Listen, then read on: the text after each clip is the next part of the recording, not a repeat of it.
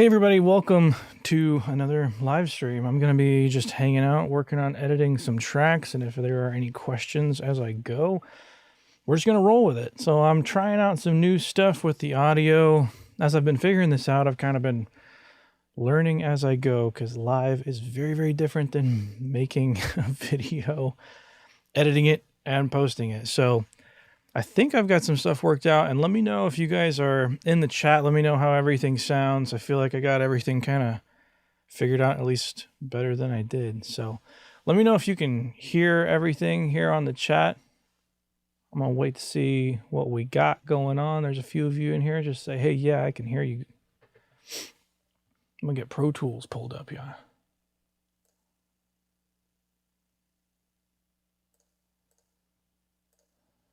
Okay. So this is a session that I've had on the back burner for, I think, literally years. And this sounds good. Dope. Thanks, Neil. I wanted to get back into this because this is something that I could actually have permission from the artist. This project was never finished. So I can actually use these to kind of go back and do some illustrations here. So this is fun. I actually have something that was recorded here that I can actually share. So yay for no copyright strikes. But this is going to be an interesting one because I think this was recorded like 4 or 5 years ago and it just kind of sat here. So this is also the first time that I'm opening this up to see it. So you guys are kind of going to get a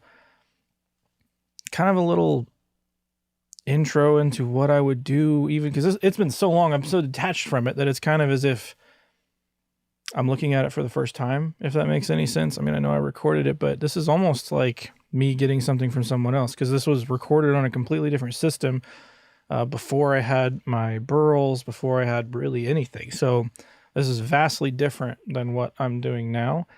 So I hope I did a good job. So let's see. I'm just going to give a little listen through here. Let's see if you guys can hear the Pro Tools feed. So here we go.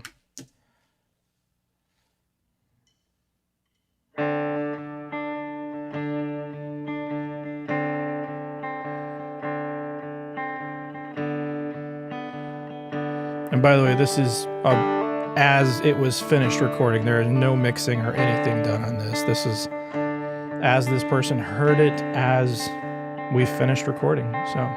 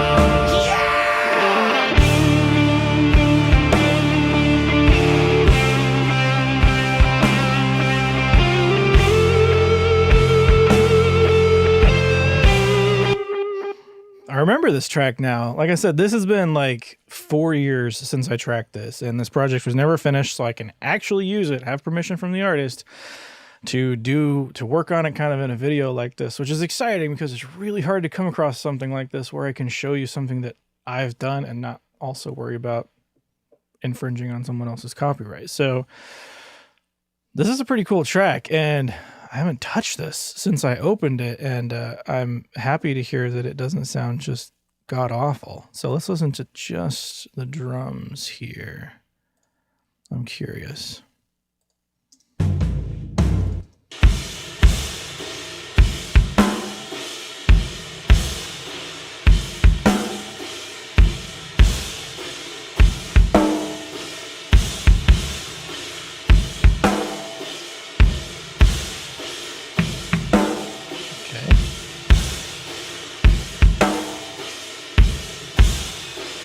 It's interesting to look back at things that I did before that I wouldn't necessarily do right now.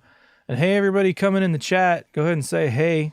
we're editing some tracks. If you guys have questions on editing anything, I'm just going to kind of be working on this. Like, there's a lot of stuff here that really has not been touched. I mean, the drummer was good, but it's not edited. And I'm not really sure I would edit a song like this hard, but I could use it as a demonstration. So let's see. So on the guitars, we've got a DI track and an amp track. Let's take a listen to what's going on with these.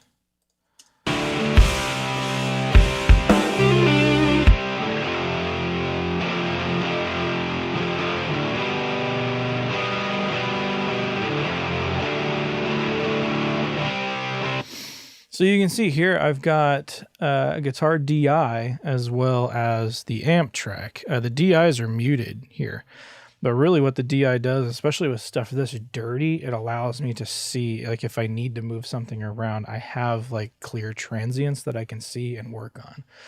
So same with, it looks like I did the same with like all the leads and everything too. Where's my bass? There it is. Cool. So I took a DI and an amp. Let's take a listen to that.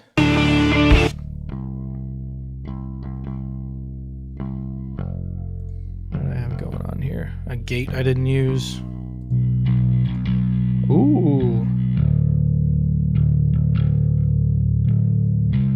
That was probably going through my dark glass head that I no longer have, but is a very, very cool little amp. And obviously my Ampeg cab that is on the other side of the room, which I do still have and use all the time. This sounds pretty good. I'm kind of surprised for something I hadn't opened up for years.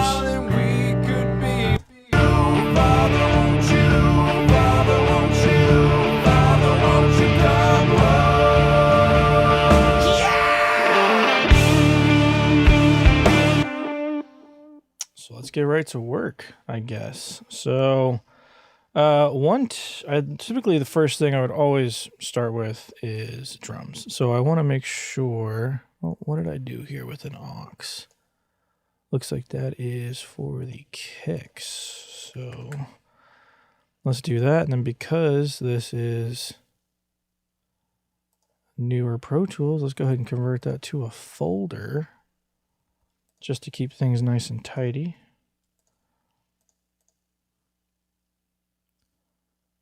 Why?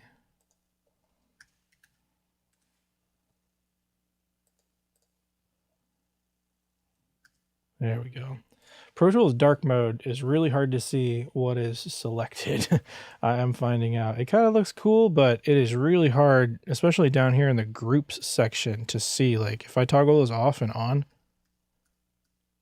there's like no change down there. And I've made this mistake a few times. I'm trying to live with dark mode because I kind of dig it, but it may not stick around that long. Cool. So we've got our group here.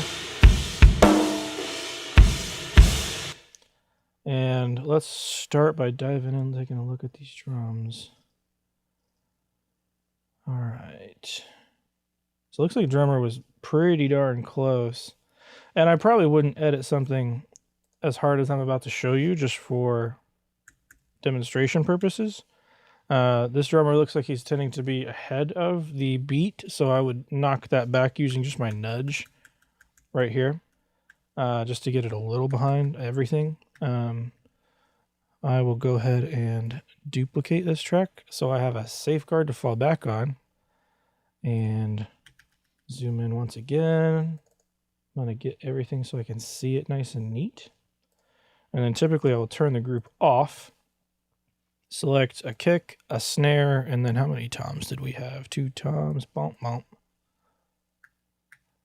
Hey guys, everybody's kind of showing up in the chat now. We're just editing. If you guys are just coming in, I'm pulled up an old session that I actually have permission to use now. I'm going to talk through editing drums, guitars, vocals, and if there's any questions along the way, I'm going to be checking up here. We don't have to just talk about editing, but we're going to check it out. And by the way, I kind of reworked the audio, so if anybody was in here from the last time, hey Carrie, let me know how the audio's sounding. I know last time I went back and listened to it, and it was awfully noisy, but let me know how this one's feeling. All right, so I've got kick, snare, and a couple of toms selected. I'm going to open up Beat Detective here. So on the grid, when I was checking this, it looked like it was an eighth note triplet, is where stuff tends to line up. I always have trouble editing drums, so I'm pumped to watch you. Well, just wait until I'm done. We'll see if this works or not. Hopefully it does. I'm kind of nervous to do this live because sometimes these crash and burn until you figure it out, but we're just going to go with it. So I'm going to make sure my Beat Detective is set to the same grid that I'm looking at, because I don't use Beat Detective for everything. And whether you're in Pro Tools or not, there's surely something like Beat Detective for just about any DAW. So I'm just really using it to find the transients. So I'm going to select them and analyze here. And then there we go.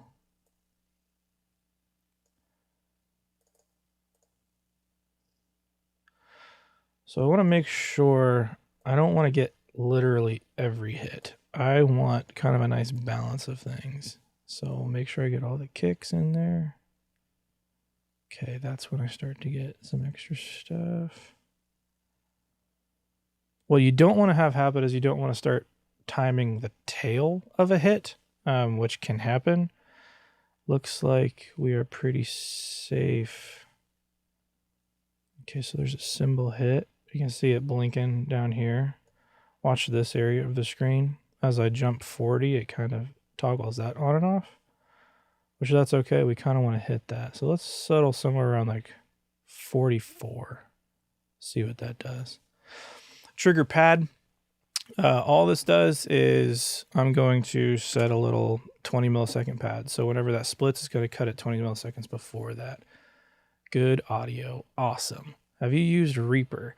I have not. And I have nothing against it. I know a lot of guys who use Reaper and absolutely love it. I'm pretty much DAW agnostic, and the things I try to talk about could be used cross DAW. I'm sure. I mean, Reaper is bound to have something like this. It's pretty dope. Like if I was just starting out and I didn't know Pro Tools as well as I did, I would probably use Reaper. Because on the video editing side, I am a DaVinci Resolve guy, which is kind of the free one, and that's kind of seems like the Reaper of the video editing world. So no, you'll never see me bash Reaper. I love Reaper. It's probably even better if you code. That is where I fall off. I know nothing about coding at all. So yeah, to each his own, I suppose. But no, this is what I'm doing here should not really apply just to Pro Tools. There may be some things in here that do. You guys will have to help me out, because there are some tricks that I have that I don't know may just be Pro Tools specific, but it may get some ideas flowing on how you guys can do this in other DAWs. Let's jump back in. So I have my sensitivity set where I want it. I'm going to go ahead and re-engage that group, select everything, and separate it. So now I have literally thousands upon thousands of cut-up drums. Now what I'm going to do in Pro Tools, if I hit Command 0, it'll snap everything to the grid. It'll move those detection points to that grid. Not my cut, because my cut was 20 milliseconds ahead of that. It will actually move the transient to the grid. And then what I like to do, I'll come up here to Edit, Trim Clip, Start to Fill Section. It fills everything nicely. It brings that previous hit back up to fill. Crossfades, I like a nice 7 millisecond crossfade that is equal power. Sweet. And then we listen with a metronome. Let's check and see how we did. Where is my click? Oh, I see what's going on.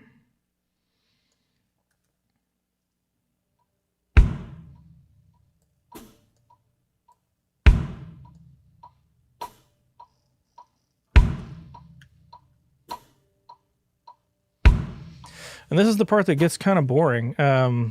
You literally have to sit here and make sure these edits sound good. Now these are pretty simple. Let's go to where it gets busier. See, there was a little stutter. Now, typically what that means is one of those hits was early. So that crossfade just caught a little ghost. So let's see if this fixes it.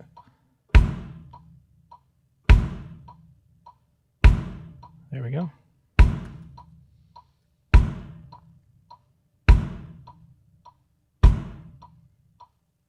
Dynamic split is what's used in Reaper. Okay.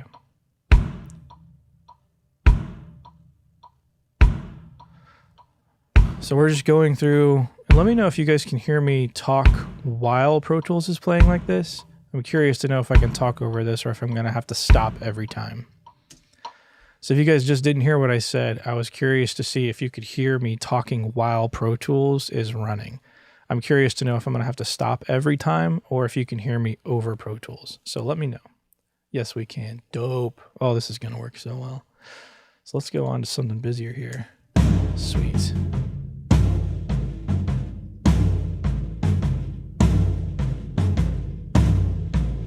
Just making sure the edit's still tight here. The thing that'll always give it away is the overheads.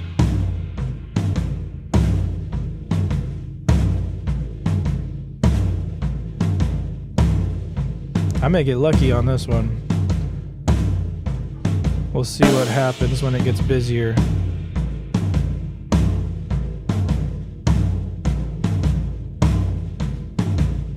Now, typically on a song like this, I would not edit it this hard.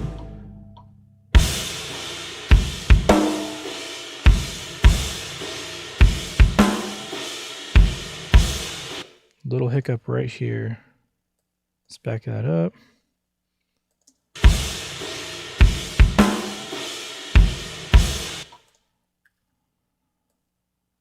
Yeah, okay, so he was real early there.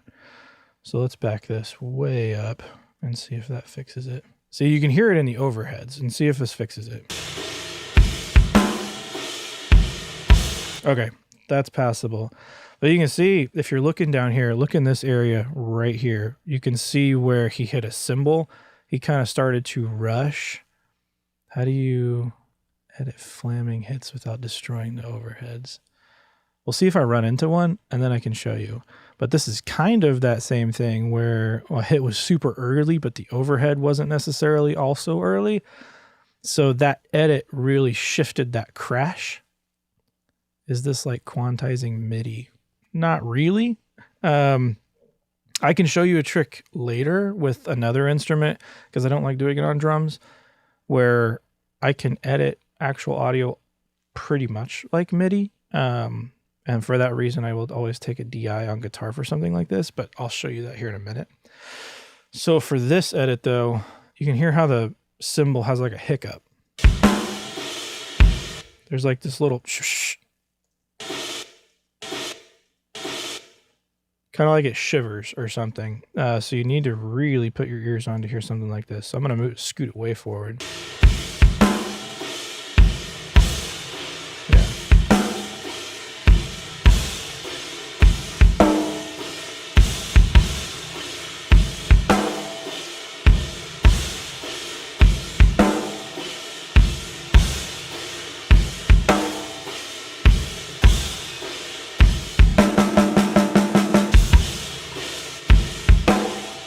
Check this spot. Sometimes I like to literally pull back fills. I don't like those to be too tight. Okay, so he got, what I was hearing there was he got sloppy on a cymbal. And I thought that was a little hiccup, but it was not. So let's see if we dig this.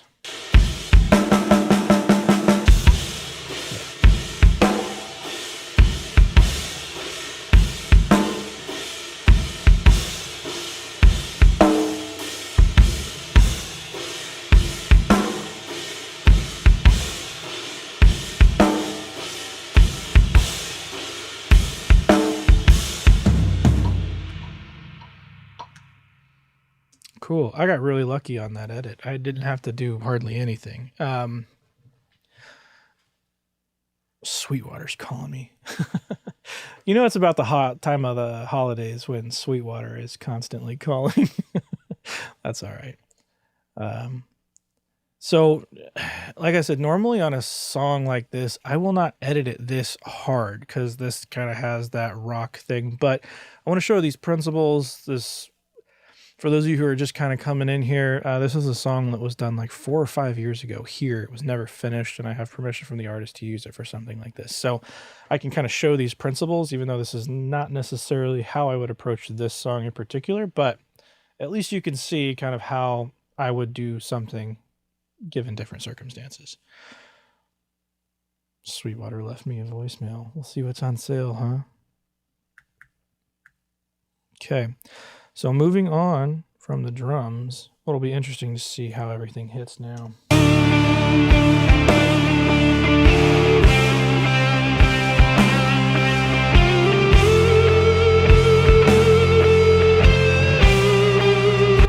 Sweet. Okay.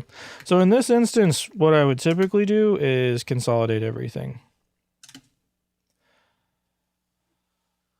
So that's just going to print everything down and lock it into place. So my computer's not looking for thousands of audio files. It's just looking for like 12 or 14, whatever I have right there.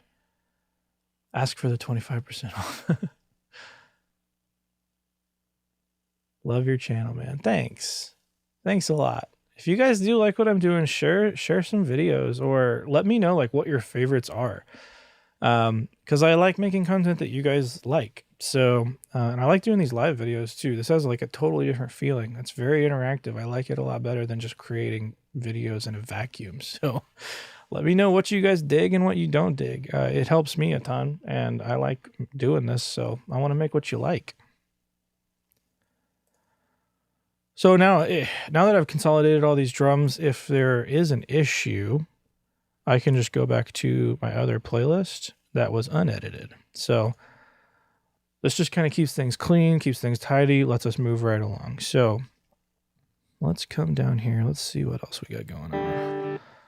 I'm going to hold off on that acoustic and let's just go with bass for right now.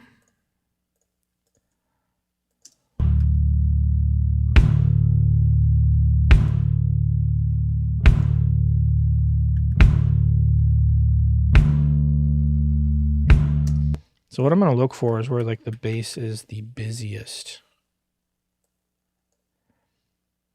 Okay.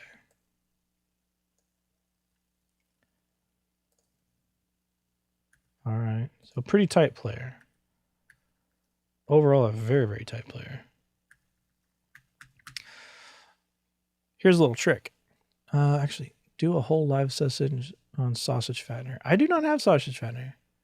Are you streaming using OBS? I like how you actually graded the live footage. I am using OBS only because I don't know what else to use. I was looking at getting like one of those actual switchers that'll do it, the Atom Minis, but I mean, as simple as this is now and I'm still learning everything, OBS seems like the way to go for me. And I needed to figure out the audio portion of it. I don't want to be an audio channel that has bad live audio. So let me know as you guys are coming in. Is the audio better than some of the previous ones? I think I got this figured out. Is that bass through an active DI? If I remember right, I'm 99% sure that was a Countryman Type 85. OBS just works sometimes. Agreed. I'm kind of learning that as I go. So, audio is perfect. Dope. We're heading in the right direction. Let's get back to this bass here. So, this may be a Pro Tools specific thing. Let me know. What we have here, Pro Tools Elastic Audio. If you edit drums that you've already tracked guitars to, they won't be out of sync. Yes, they will. Like I said, this is a song, maybe it just came in. Maybe this is a song. This is a song that I did like 4 or 5 years ago, and I would not really edit this track this hard. This is something that never got finished. So I have permission from the artist that I can use this to kind of show principles and editing tricks. And I've wanted to do an editing video. on something, but I don't want to share someone's song that I don't have permission to share. So this is one that I do. So I'm kind of going to edit the poop out of this one just to kind of show you what I can do as far as editing, what I like to do. But no, this is not a song that I would edit like this, if that makes any sense. Hope that clears that up. But on Pro Tools, this may be a Pro Tools specific thing. I like to use Elastic Audio for bass, and I will show you. I will select both of these, the DI and the amp, and then go to polyphonic here. Monophonic can work, but anytime you hit like another note, it's going to really mess it up. So I will go to the warp, see where our selections are. Now, if I were to just quantize this, because I can literally pull up a quantized window, and just like MIDI, I can quantize audio, audio events, basically elastic audio events. So kind of turning real audio into MIDI as far as like an editing standpoint goes. But if I were to do this right now, there are way too many points on here. And especially on that amp track, like you can see, it just gets real disgusting. So one thing I like to do, make sure these things are grouped, which this is an old session. I'm just going to redo it here. Okay, bass 2. So let's check our group. Cool, we're active. Now, I'm going to undo this group and pull up Elastic Properties. What this allows me to do is set the sensitivity as far as how it detects those elastic audio events. And on the amp track, I'm going to turn this all the way down. Get rid of all of them. And on this one, I'm going to set it to basically where it just hits the attack. So I don't want to move too many things. I just want to move the initial note. I don't want to catch a waveform after that hit. So let's go see. So missed that one. Let's see if we can kind of split the difference here.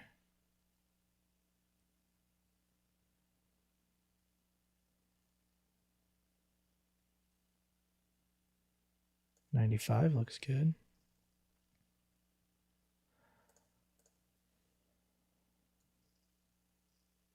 Yeah. All right. That looks pretty good. I'm going to knock it down to 94. Got rid of that. So I'm just making sure that all these elastic audio events, these blue lines here, are just on the attack of the note. Because when I go to actually lock this to the grid, I want to make sure that it's not cutting up like one individual note and then stretching that in a really weird way. This looks pretty clean. So the beauty of having the DI along with the amp is it's so much easier to edit. Whoa. Whoa, indeed, my friend. All right. Editing is a very, very boring step in this process. What version of Pro Tools is this? The newest one? I don't know. Their new one with dark mode, which I'm forcing myself to try to like. I kind of hate it, but we're giving it a go. All right. So again, just like before, we are going to duplicate our playlist so I don't destroy my only version of this. Re-enable our groups. Hit apply. Oh. Now hit apply. And everything that was detected on that DI, because we're in a group, now applies to the amp track without having all the different detections from the amp track itself. So let's see how we did. And this is part of the trick. Sometimes you don't have to go this next step, but I want to see here.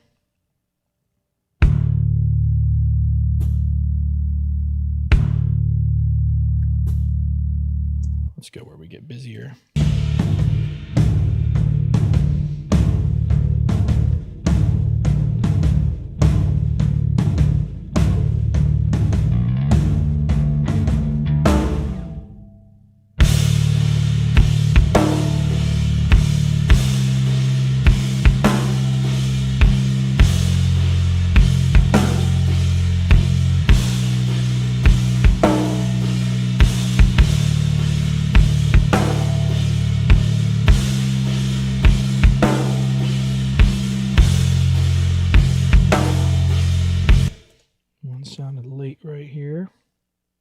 Yep.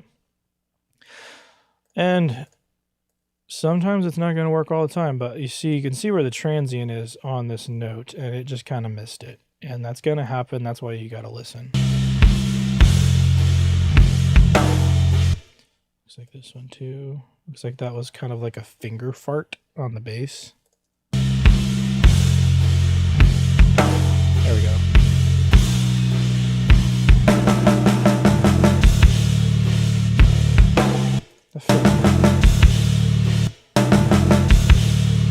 Okay, so it moved. He must have anticipated that change. Let's see what's going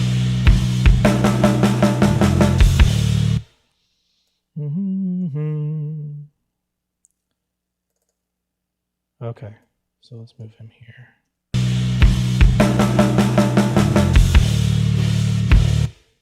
I'm gonna say this. This may not be what he played, but sometimes you just gotta move it around. There we go. Okay, so that's not what that person played, but that is what we want. So let's go finish out the song.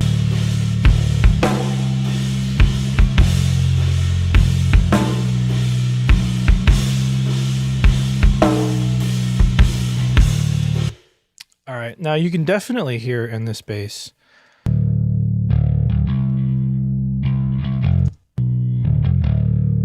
There's definitely some artifacts that are left over.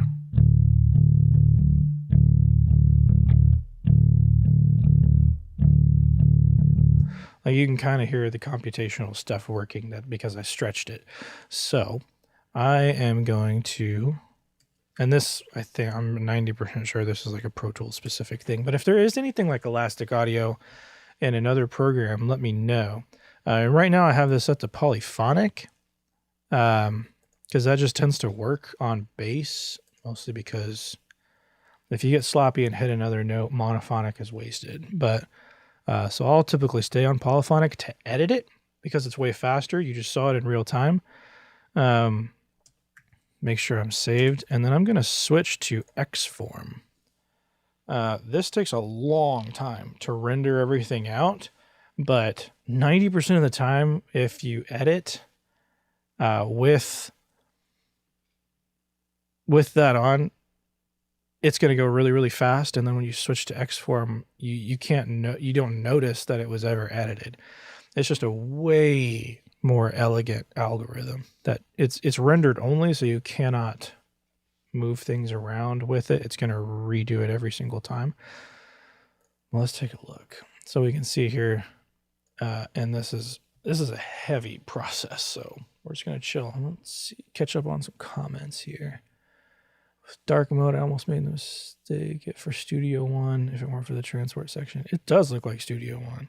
It really does.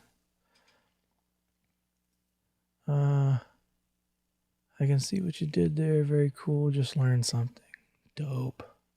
Most DAWs are switching to a darker theme. That seems to be the thing. It is a little nicer on the eyes, but it is like when you've looked at something in the same type of screen for like 15 years, it's a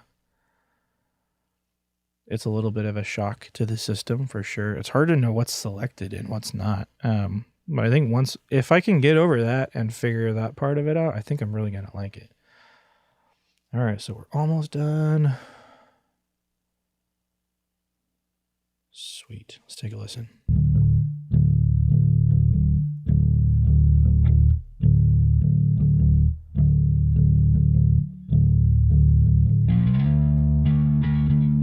That sounds great. Like, I don't know how they did that, but anytime I will switch something to Xform after I've like mangled it, it's almost perfect. And especially in the context of like a mix, like listen to it with the drums. Let's see what this is doing.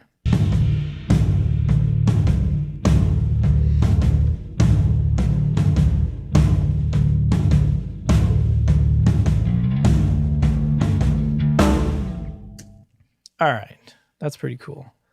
Haven't found a good enough dark theme for Reaper right now. I'm using a Pro Tools clone theme. That is pretty cool that you can use like layovers on Reaper and make it look like whatever you want. I saw somebody that had like an API layover. That was dope. Pretty sure Reaper has elastic properties. That's awesome. I'm sure a lot of DAWs have like stuff like this. Everybody copies everybody, but it's I only really have experience in Pro Tools. Again, I try to be as DAW agnostic as possible, so I'm trying to explain this in a way that you guys can figure out if your DAW does this, and then you can turn around and use this. This is not a commercial for Pro Tools by any means. If I was going to restart today, I would not be using Pro Tools. This is just what I know, and because I'm running a business, it would take me way too long to try to learn something else, so I'm just going to stick with Pro Tools. Pro Tools 2020 theme on Reaper. All right. So something in these drums is bugging me. I need to kind of get this to a place where I'm comfortable with these drums. So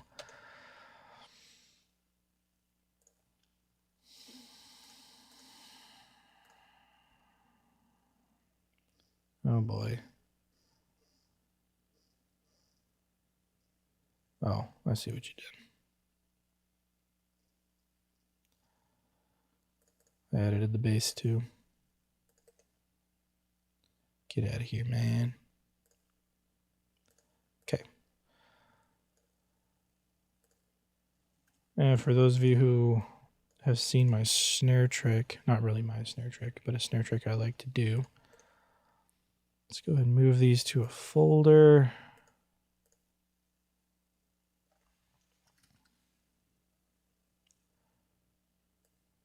Get it to our bus. Cool. I'll move the processing up that I had before, although that's probably going to change. And then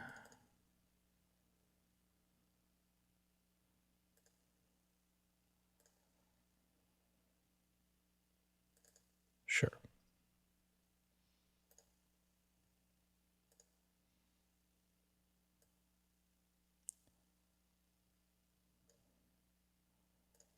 So right now I'm just importing session data from something that I know I want. No.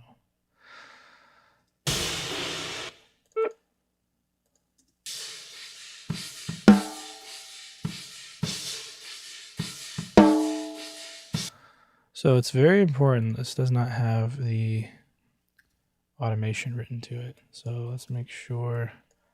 Sometimes on old sessions with Pro Tools, like you got to go way out and try to get rid of these volume changes for some reason. I don't know why that is.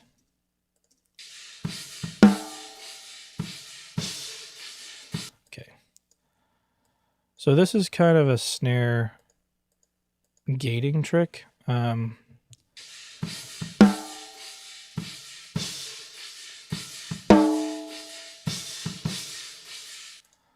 Actually, let's do this on the bottom too.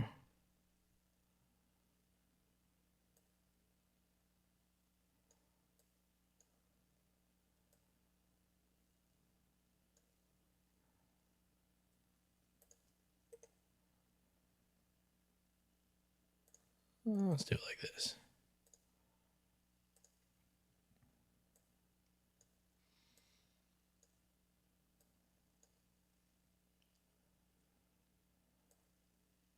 Oh, I dragged him. So right now I'm just building up a kind of like a snare gate here. And what this is going to allow me to do is get rid of everything that is not a snare. Oh, wow. Let's see what we got going on. Hey, from France, I discovered your channel, Creative Sound Video, Creative Studio. Yep. You're amazing. Hey, thanks. I did a little studying in France in grad school. I got to stay in Paris for a little while. I loved it. Don't ask me much about it. I was busy with my head in a book. So, hey, from Russia. Huge thanks for great videos. Keep going. Thanks. What's up, guys? I love it. All right. So let's set us some snare gates.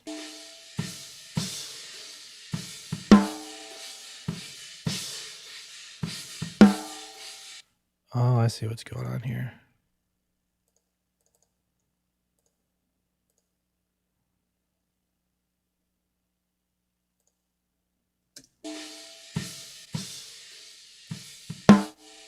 There we go.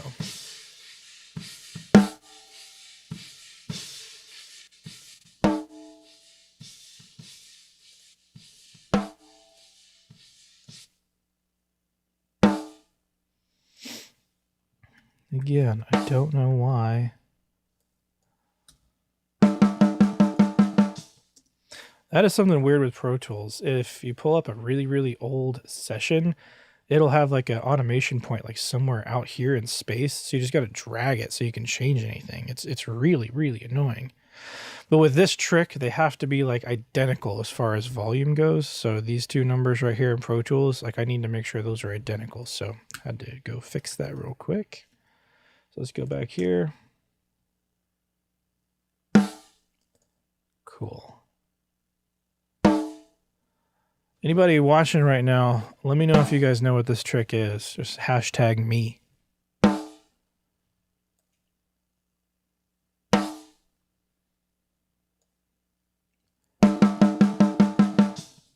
Cool. What did you study in grad school? Was it audio? No. I went for business. I got an MBA. So I was studying up there. We kind of had a trip and we got to study with the people at Michelin in Paris, which was really cool. I say study. We got to go. It was kind of like a glorified field trip, essentially. But while we were there, it was really cool. We got to go to Paris and Prague, different companies in each. Actually, I don't remember. I think Michelin's in Paris. I could be wrong about that. I'm 90% sure it was Michelin in Paris. Well, now I'm wondering. But while we were there, we got to kind of go take a train, go all over kind of Germany and see a lot of cool things. It was a lot of fun. I love it over there. Even though I can't speak a lick of the language. It was a lot of fun.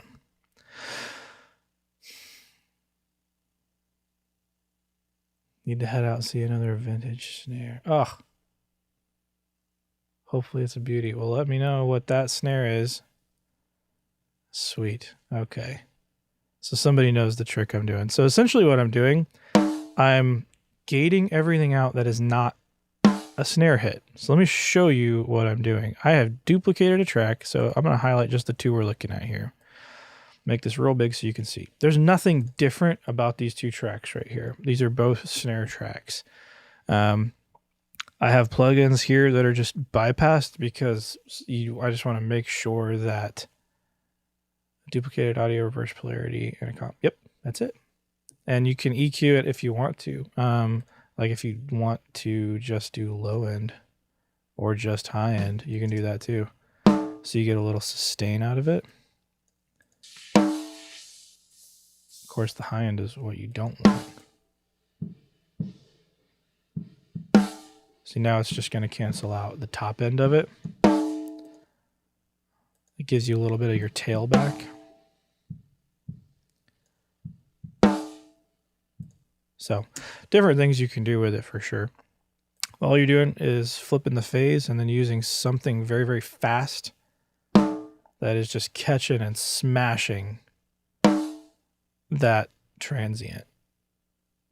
So it's compressing the track that is the null so that the original snare can come through for that split second. Recently for gating, I've been using FabFilter, Saturn. Saturn really gets those ghost notes, which is nice. You gate with Saturn?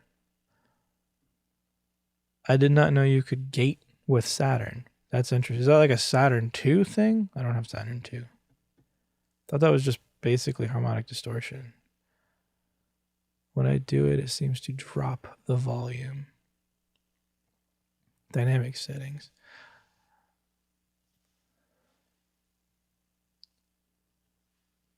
Interesting. I know on the original one you can kind of just control basically those dynamics, and it seemed to me like it was always like a compressor. I didn't realize you could gate with it. That's interesting. I will need to check that out. That's dope. For now, we're just going to move on. But dude, that's brilliant. I'm going to check that out because I love Saturn. Even putting it on like this track is probably what I would do next. Buff 3 okay, cut symbol bleed works great. Interesting. That's cool.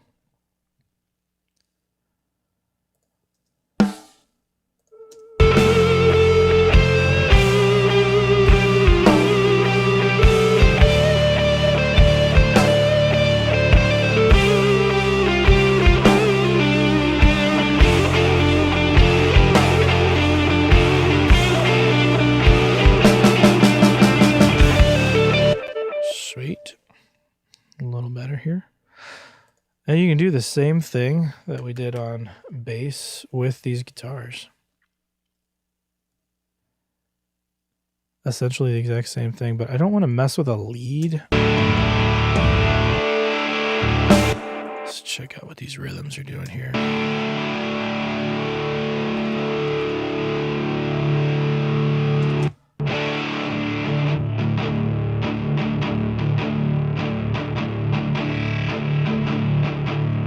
Yeah, let's try it on this. So I don't want to get anything. I'm just going to cut these up real fast.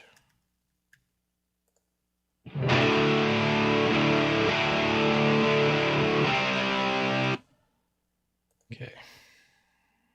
I'm a big proponent of just commit, but I like to keep a safety net too. So always duplicating that track, so if I make a mistake, I can go back.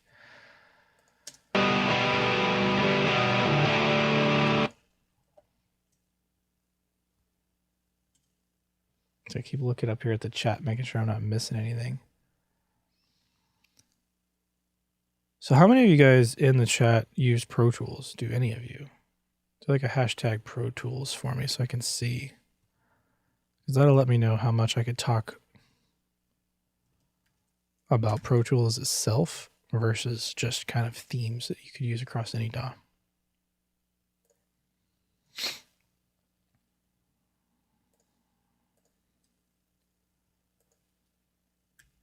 Sweet.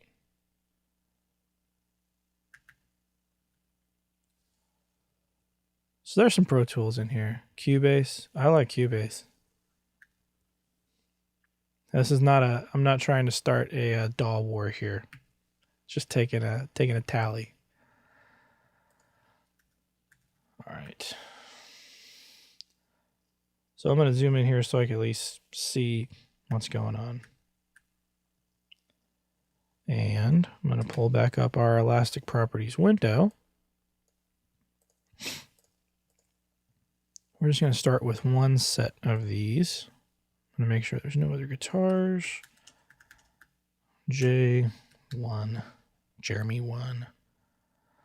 So I want to make sure there's no sensitivity on these guys.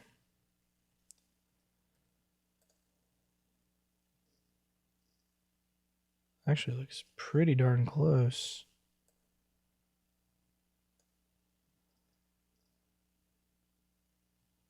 Okay. 95. Whoops.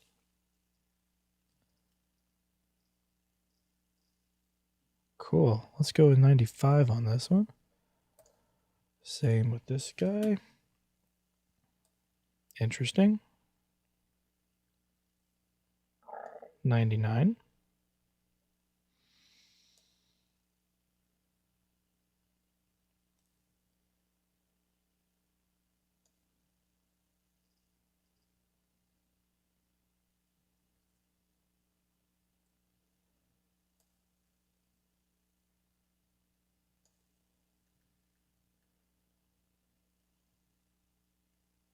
Okay. This is all trial and error. So let's go ahead and group this other section.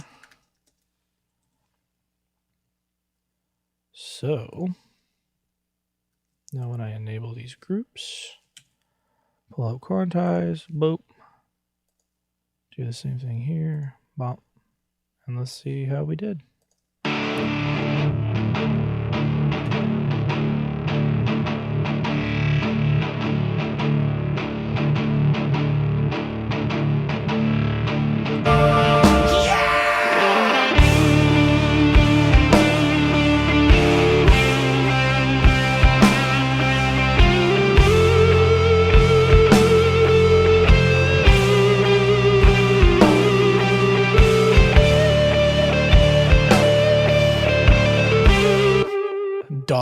course, John Williams.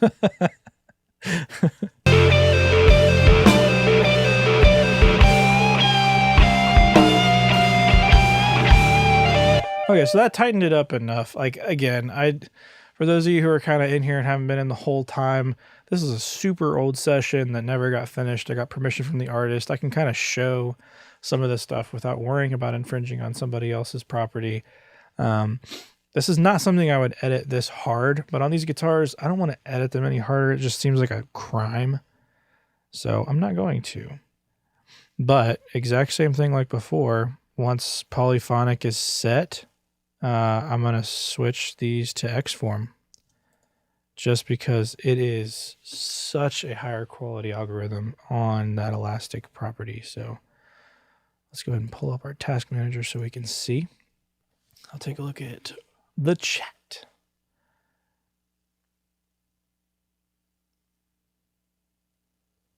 Hey, I'm in Greentown. Love the channel. Hopefully coming to the studio with Tyler sometime. Oh, dude, you're like 20 minutes away. That's wild. With Tyler, like Amy and Tyler? That's a small world.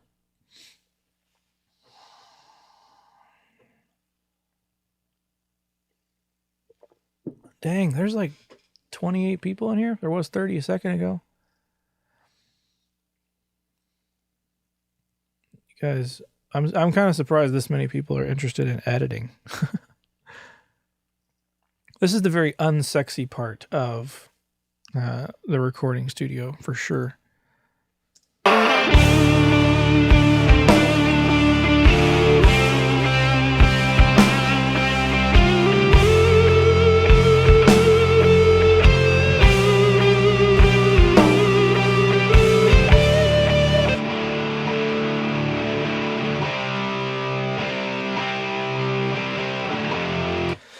Xform just always sounds great. What's the sexy part? Exactly. There, I don't think there is a sexy part.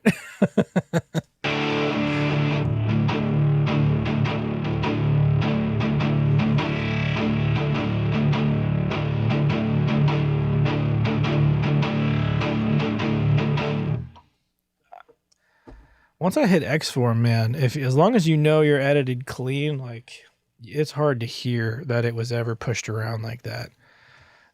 Acoustics are always the tell. And there is some acoustics going on here. See how tight he played. Oh. Ha. Wonder if CB also has this kind of algorithm switching. That would be interesting to find out.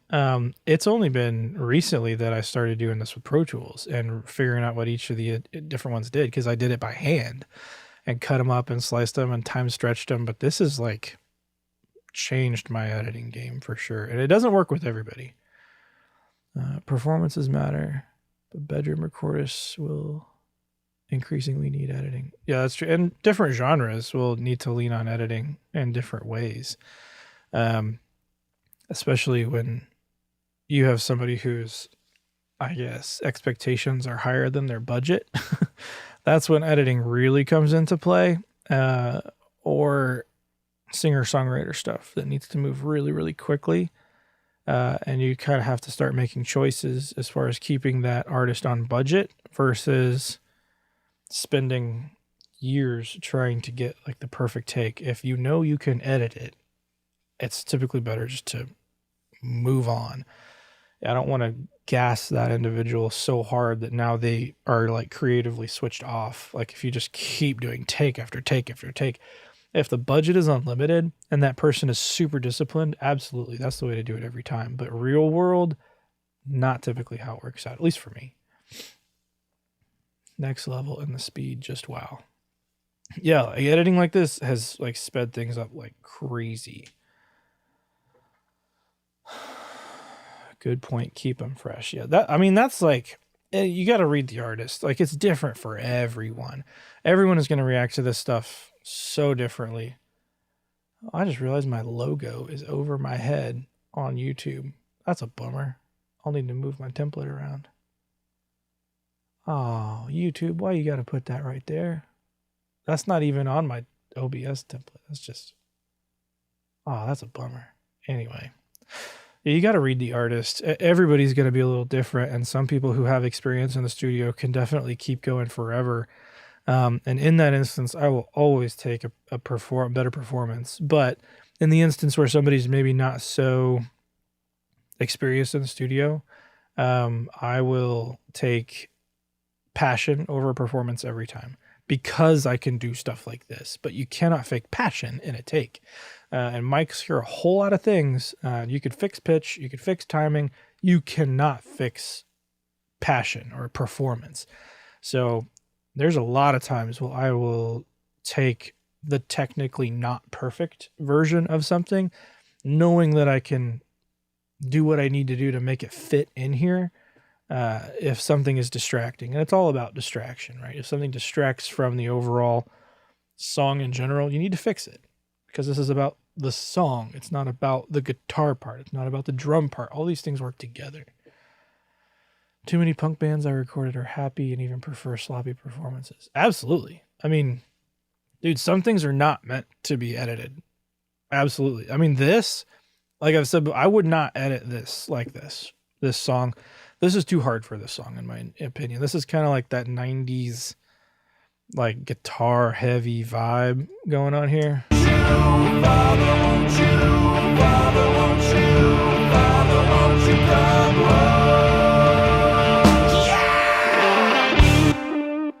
Now that said, like, it's also about what the artist wants, right? Do you want like a raw, untamed thing where we're just throwing stuff at the wall and seeing what happens, versus do you want this to sit on the radio? And then you kind of have to take what the artist wants and what the market is used to in mind, and those two things kind of go in conjunction. You got to be willing to work both ways, and knowing how to edit, at least for me, like, for a long time, I did not want to do stuff like this. The performance was the performance. I was very much a purist. I have like a vocal barbershop background, right? Where stuff like this is kind of like a sin. and being a guitar player where you're always it's always in the hands. You need to perform perfectly. Like, that is still very, very, very much important. But when we're sitting in this chair working for these people with these kind of goals, we need to at least know what we can do in certain situations. Weird rant, sorry. Much better having the feel of the drummer coming through rather than something stuck to your grid. I totally agree. Especially when you have a good drummer. When you have a bad drummer, I don't know that that's the case. You have a bad drummer, I think I would rather have it on the grid. Or when you're like doing something that's real heavy, like a subgenre that kind of marries itself to pop, and you have like a country does this a lot, where you've got a ton of loops going on, or a lot of electronic things that are coming in and out that are naturally locked to a grid because they're electronic. You pretty much have to edit to a grid in that instance. Otherwise, you're just going to get flams, and flams, no matter what, if the vibe of that drummer is awesome, flams are going to sound like a mistake. So you're either going to edit the drummer to the grid or edit those loops to the drummer, which is definitely possible.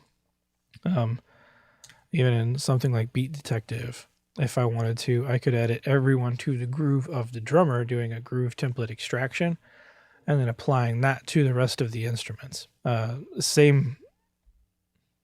the same stuff applies. It's just a different way of going about it. It's kind of easier to demonstrate this in a forum like this if I'm using the grid as reference and not one instrument as a reference. Hope that clears up some things.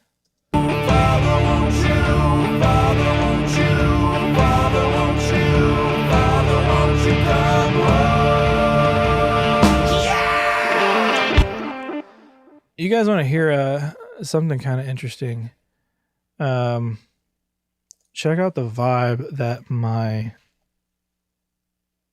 outboard compressor is doing. That's what this is right here. MBP, it's not going to show anything because it's leaving Pro Tools and coming back in. But check this out. I'm going to play it once through with it, and then I'm going to turn this thing off.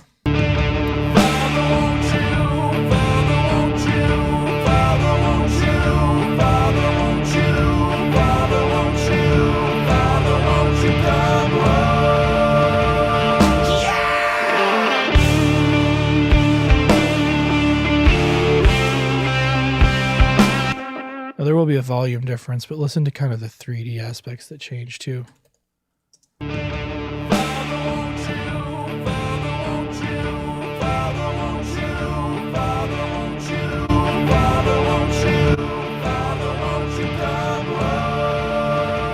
So we're out right now. Pop it in.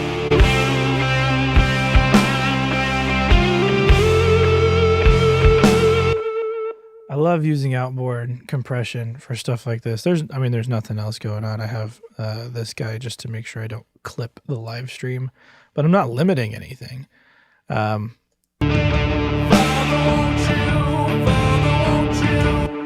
But I have a gain knob on my compressor here, which is the Neve Master Bus processor, if you're curious. And watch if I can show you how hitting converters makes a huge difference. There will be volume changes, but listen to kind of the saturation and everything. And again, this is an unmixed project, but just listen to the sheen it puts on it.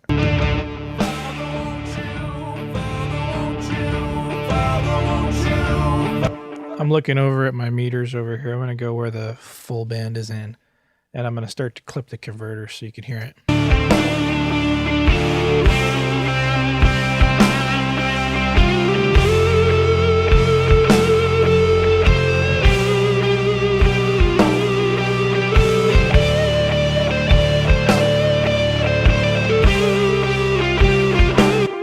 That's pretty toasty right there. I would probably pull it back.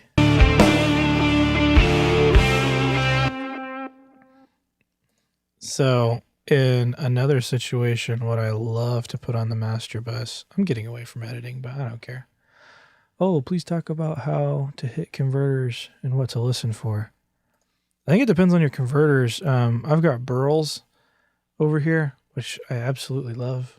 I know right now it's hard to get a hold of any converter, but everything's out of stock, it seems like. But I don't know. It's what I would. Well, I can show you what I would typically do. Like, I mean, obviously this is unmixed, but I could kind of show you.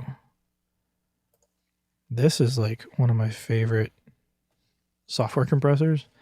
Billy Decker, Bus Glue, JST. Oh, it's great. Set it to rock heavy. I'm going to pull down the output because I don't want to blow you guys out of the water here, and I'm going to kind of set this a little bit.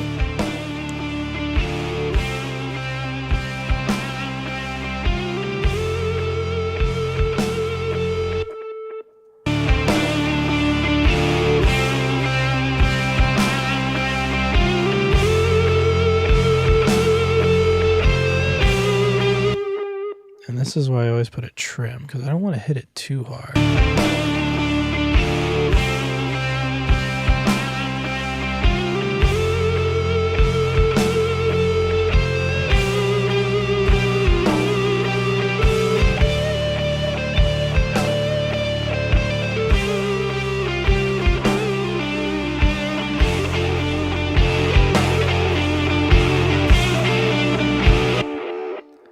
Love the Shadow Hills from Plug-in Alliance on the mix bus. Dude, Shadow Hills is great. Actually, I'm kind of curious. I've had that Decker on my mix bus for so long that I haven't used the Shadow Hills one in a while. Let's see. Let's shoot him out.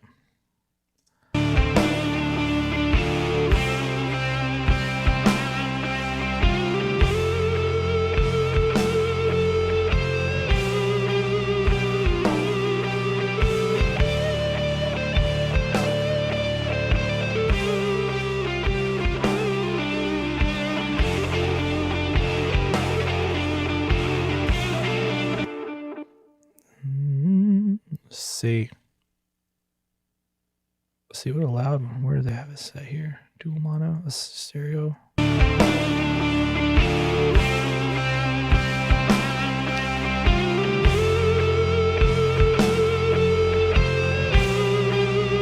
kind of cool.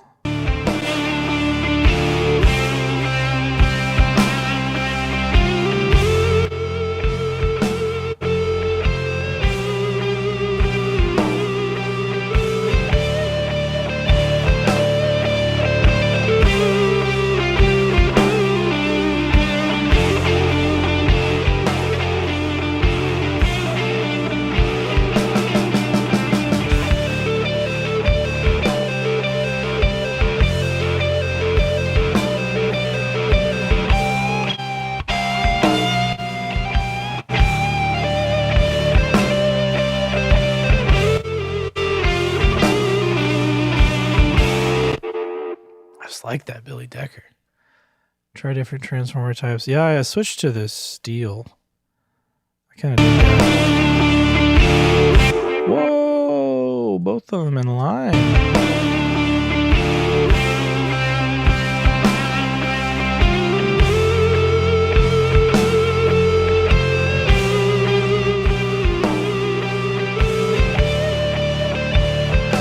So there's a good point in hitting converters. That was too hard. You started to hear it really clip. Yeah, that was getting... Do you feel that a Fairchild can diminish the low end of a kick? Typically, I mean, I'm not huge on like so many different types of comps. I kind of find one that works. Like most of the heavy lifting is being done by the Neve right over here. The master bus processor. This, whatever I put before it, is to like glue it down. And that is what will kind of help going into that Neve, so I can kind of push a little harder without worrying and just get it a little bit louder.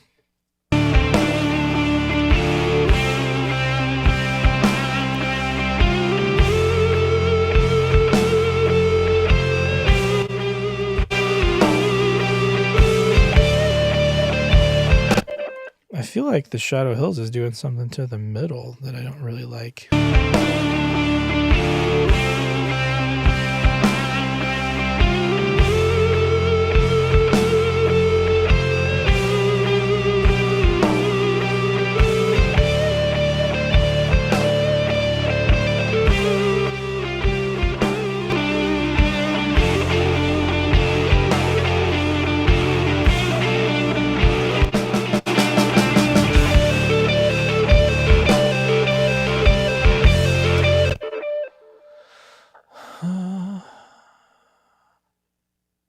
That's been on almost every mix I've done since I got it.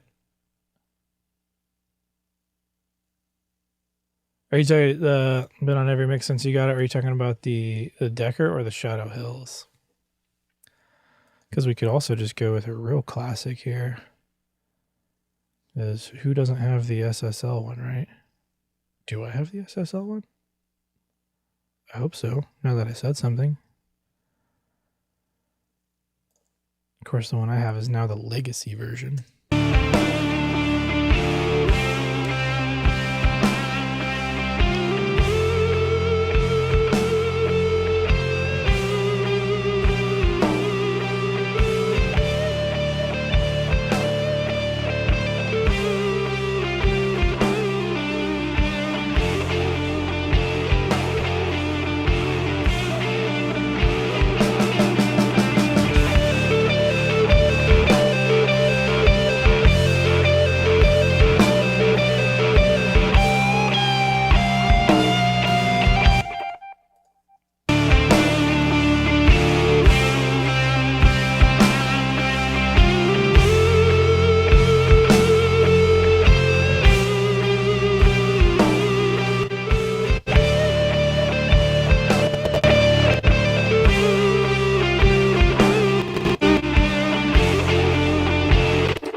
Blind listening. I'm going between the Billy Decker, the Shadow Hills, and the SSL real fast. I like to run the Shadow Hills followed by the black box. Oh, dude. Where's that at? Sometimes you just have too many plugins, you know? I know I have.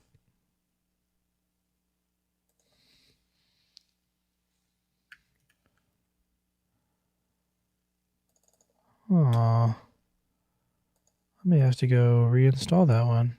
Looks like I don't have it anymore.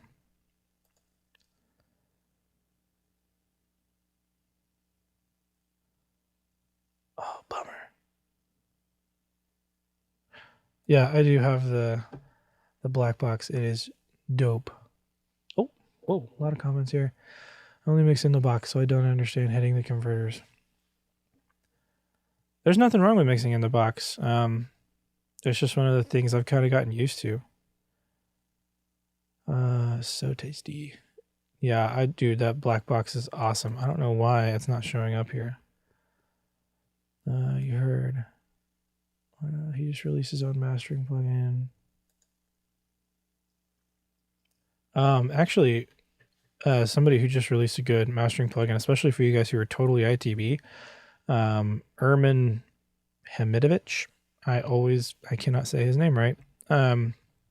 With Submission Audio, just released a clipper, like a mastering clipper that kind of does that whole hitting the converters hard thing, and it sounds great. So if you don't have access to something like hitting converters hard or getting out and getting back in, that is a good place you should really look. And that dude knows mastering. Just picked it up, Flatline. Yes, that's what I couldn't remember exactly what it was called. That guy is a fantastic mastering engineer, great engineering mind overall. So I trust his ears. So if you don't have access to hitting something like really expensive converters, go check that out. Flatline Submission. I think it's Submission Audio, right? Somebody correct me if I'm wrong. Yeah, I've seen the CLA thing, the delay verb. I just have so many delay verbs that I'd rather get one that I like and just keep using that. I think this is the first time I didn't buy anything for Black Friday, and I'm totally okay with that. There's so many other things that I would rather get, and plugins are not one of them. I have way too many plugins, and I think a lot of the times it can be distracting. I mean, just look how long my list is. Like, this is obscene, right? I mean, how many compressors do you need, for God's sakes? How many EQs do you need? It's a lot. And then you got the DSP side of it, which put 1176 across the mix in parallel once. Unconventional, but it worked. There's something to be said about trying weird stuff. Like, I wouldn't think to put an 1176 on a master, but if it works, man. So we've definitely got away from talking editing, but I think that's okay.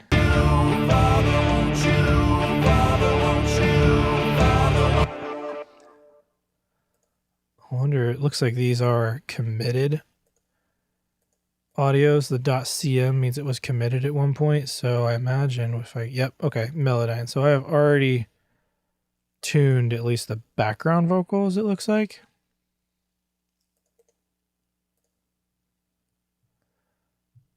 Thinking about reselling most of my plugin licenses for that reason. How does that work? Because I definitely have a ton of plugins that I just no longer use. They're dope plugins, but I've always wondered how the resell market on plugins works. Be interesting to see your take on hardware preamps and when to hit them hard and keep it clean and don't clip. Too many options. Yes, too many options. Oh, hard to keep some of these straight. Only doing 1 or 2. Okay, and that, like 1 or 2 dB gain reduction on 1176, you just be getting like the color. That's pretty cool. And that's a pretty cool color. Be aggressive, especially depending on the mix you're using. Many people today are just using an all-in-one interface. The rule's always been don't clip the DAW. It'll be fine because most of them are targeted to be transparent. Yeah, I mean, if you have like a cheaper interface, it's probably not something you want to clip. I mean, cheap interfaces are transparent. So it's a weird back and forth with like interfaces. It seems like that audiophiles will talk about having like the purest version of sound possible. When you start looking at interfaces, like the cheaper ones tend to be, I mean, not the cheapest, like you can get a bad cheap interface, but if you're spending like a couple $100 on like a 1 or 2 channel interface, like that's going to be a really, really good, really transparent, you get out what you put in interface.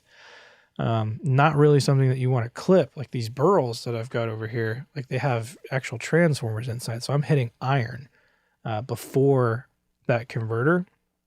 And actually I get transformers on the out as well as coming back in, I believe. I could be wrong. So I'm actually hitting iron, and that's the sound that I'm liking. It's not necessarily the converters, although they are very, very, very high quality converters. And you pay for them. For those who never had outboard gear, Neve, API, SSL, Trident, touts having specific traits. Does the fact that you're just running through the circuit enough? Wait, for those that have never had outboard gear, Neve, API, SSL, Trident, pre's that everyone touts as having specific traits. Does the fact that you're just running through that circuit enough? Not totally sure I understand the question. I think what you're getting at, like, if you've never had outboard gear in those pre's, like you could use pretty much any, they're just different flavors, right? It's kind of like picking your favorite ice cream. Add character, do they just have to be hit hard to show off their true self? No. I mean, different preamps. Like I have APIs here, I have Neves here. It's almost hard to talk about add character, major perspective. Okay. Yeah, I think I see what you're saying now. It's hard to explain. You can hit them hard. A lot of times I won't hit my pre's hard. Unless I want something distorted, in which case I need to like that pre's, how it distorts and how it breaks up. Like for example, the Neves that are right over here, if I'm recording bass, man, sometimes you crank the preamp of it, get it to really, I mean, actually just like it almost sounds like a distortion pedal. I mean, and there's distortion pedals that are modeled after this. Like if you go get the Color Box, I think JHS pedals, that's a fantastic pedal. And a lot of bass players who come through actually have one. But it's based off that circuit of a 1073 and pushing it really, really hard going into a console. You do get a certain character there, but even when you're not pushing them hard, you definitely get a sound. And there's different reasons for that, like different components in each one of these. Now that said, I don't think you need to go out and buy a Neve or an API. Like my API stuff, I say API, it's API style, it's CAPI. The company used to be called Classic API. They're selling kits, or you can make them yourself of like actual, you get all the PCBs, you get all the parts, and you build the circuit yourself. It's a really cheap way to get into some really cool circuit design. Excuse me. Sorry. Burp on a live stream. That's not cool. Hope that answers the question a little bit. Okay. That's exactly what I needed here. Thank you for the... Okay, cool. Just run the mix through a pickle, like Sylvia Massey. She is so cool. Oh, man. Sylvia Massey is like the epitome of there are no rules, and I love it. She's a legend. If you guys have not seen that, she literally runs a mix through a pickle. Go check that out. It's astonishing. And I don't know how she hasn't started a fire, but that's so cool. I always wondered if it's possible to run a 1073 as a guitar amp head. You probably could. I mean, actually, yeah, I know you could, because I've done that same thing with bass, and there'd be no reason you couldn't do it otherwise. You kind of have to get creative on how you're going to use a cab, but if you were just doing it on the recording side, you could use an impulse of a cab that you already have. I've done the same for bass, where you just get a real nasty bass tone and then put an impulse of a cab on it, and then it sounds like you just went crazy into a bass distortion. I missed a few here. You get the list of 50%, obviously, but you just have to pay the transfer fee instead of shopping. Oh, okay. I mean, that'd still be good for selling plugins that I don't use. It would be interesting to see your take on hardware preamp. When hit them hard, when hit them clean, don't clip. Okay, yeah, I got those. Sorry, jumping around the chat here, guys. I missed a few. I don't like digital distortion at all, but analog distortion is much nicer. Would you say? Yeah. Digital distortion is disgusting. I think nobody likes it. You'd be hard pressed to find someone who does. Analog distortion, yeah. I mean, that's kind of what I'm talking. Anytime I'm talking about like hitting a converter, that's what I'm talking about. I want the analog side of it. If I'm push it too hard, I can get into digital distortion, and I could show you that, but I don't want to blow all your speakers or headphones or whatever you're listening on right now. How long have we been going here? Hour and 22 minutes. Jeez. Woo. I like these guys. We just kind of get talking and we get going. I forget what time it is. I'm going to have to get home for dinner here soon, though. Any last minute questions? We can go. I can show you Melodyne real quick for those who are interested. If anyone is interested in Melodyne, that's kind of like the last step in editing this. Like I said, I mean, I would apply some of these same principles to the acoustic, finishing up the rest of the guitars, and then I could do the vocal as well. Digital distortion is the new black metal. Yeah, if you guys want to go ahead and get those last questions in, I will go ahead and pull up Melodyne for those if you guys are curious.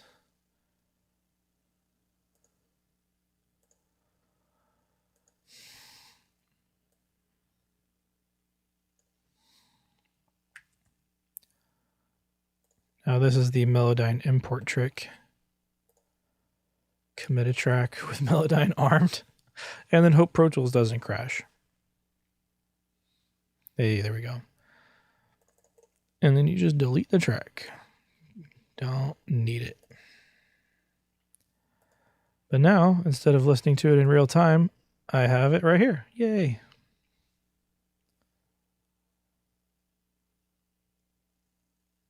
Dinner, I'm already in bed, man. Holland.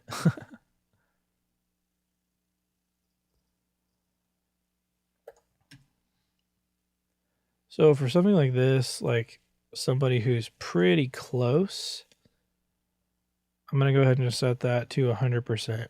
Now all that's going to do is move like the center of that pitch. Father, won't you come home? Now Melodyne, I like Melodyne. You can pick your own tuning thing here. I like Melodyne because especially I'm on the studio version, so I could get every vocal track in here and import like 20 vocal tracks on something busy. I'm just going to show one here real quick. But if I wanted to, I could pull everything in here and edit them all at the same time. That's one of the benefits of Melodyne, and I like that it's all right here. You can actually do some like interesting harmonic things to it. You come on something like that that's a little wavy, you can come over here on the modulation and tighten it up. You come home.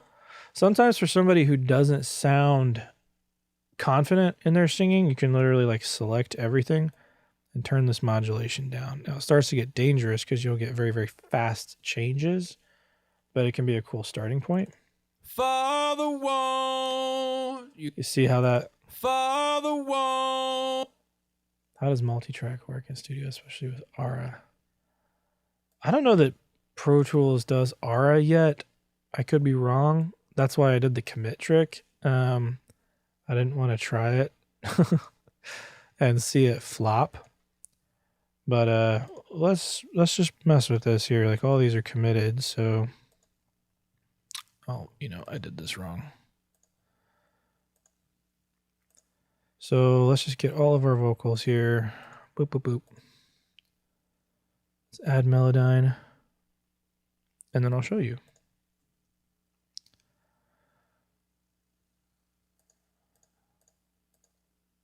Ugh, this old session, my track naming was abysmal. Don't be like me. That's what I meant by the trick. Okay, yeah, I see what you're saying. So I have everything armed. I'm going to go ahead and select where I want, because if this goes south, it'll just keep importing. So I always select a section. Make sure you save. Commit, do nothing. And then cross your fingers.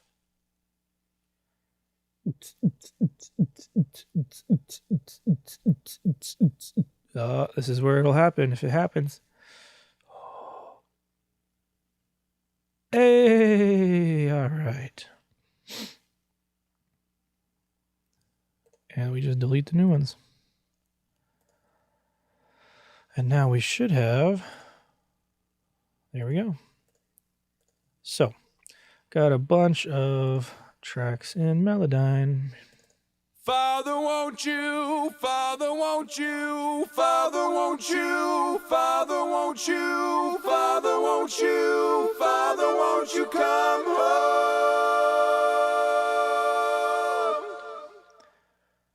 So, just did like 4 of them there. On another session, I had done like 12 of them at a time, and it was a nervous wreck when that happened. But yeah, it's a cool trick if you need to save time. Background vocals like these, I will tune them harder for sure. Father, won't you? Father, won't you? So this is a case where it messed up. It's tuning a harmonic, not the actual note. So I just got to tell it to. Father, won't you? There we go. Won't you? Father, won't you? Father, won't you? Father, won't you? Father, won't you? Father, won't you come home? Father, won't you? Father, won't you come home? Father, won't you come home? Father, won't you come home? I'm probably doing these a little harder right here. Father, won't you come home? Now this is that's better than I thought. I've been debating about upgrading to Studio. Oh my gosh, dude, just do it. It's such a time saver, seriously.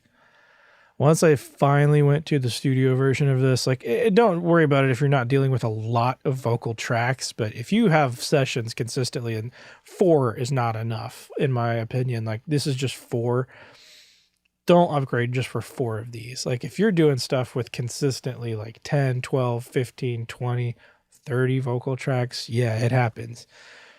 Then this is unbelievable time saver. Stuff that would take me all day to tune, I can easily do in an hour. Seriously. Like, it's fast. If for nothing else, then like you tune one of them, you spend the time tuning one the way you want, then you can literally, like, well, if I do this the right way. So say I have all these selected here. Then I want one of them to be gray and use as the reference. Like, if you have doubles, you can gray one of them out. So anything you do to the rest of these, you're not going to touch. Like, I could select them and it's going to leave them be. So yeah, it's definitely worth that upgrade if you're dealing with a lot of vocal tracks, and just the speed that you could do something without exiting out, going into another track, going out, getting into another track. It's awesome. And the polyphonic stuff on Melodyne is really cool if you have like a guitar player who kind of messed up their tuning a little bit and it just slipped through the cracks. Don't let that happen. Make sure you're tuning your guitars all the time.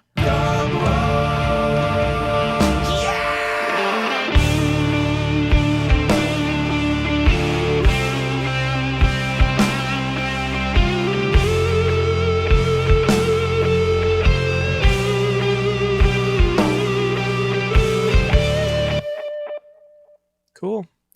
At this point, I think that this is basically ready for the mix. There's some things like you could definitely do tighter. There's some things you could do looser. Like I said, this is just an old one that I wanted to pull up and show some of the principles that you can do with this stuff. But like I'd be comfortable moving this to the mix stage for sure. Like editing is just that extra little piece that'll put that polish on there. If you have something that is genre appropriate, if your artist wants to go down that road, or if the label wants to go down that road, depending on who you're working with, and it just kind of will tighten things up, especially if you have, like I said, some like an artist whose expectations are higher than their budget. So it's important to know the tricks that you can do with your DAW. Hopefully, a lot of this stuff is not specific to Pro Tools. Some of you guys have said there's elastic audio properties in a lot of these different DAWs, which I don't necessarily have experience in. Use what you're used to. Use what you're fast at, because being fast at editing is the key to turning this stuff out and being profitable at the same time. So this was a fun one. Thanks for being engaged, guys. That was a lot of fun. I hope to do another one of these again. Let me know what you want to do the next live chat on. All right.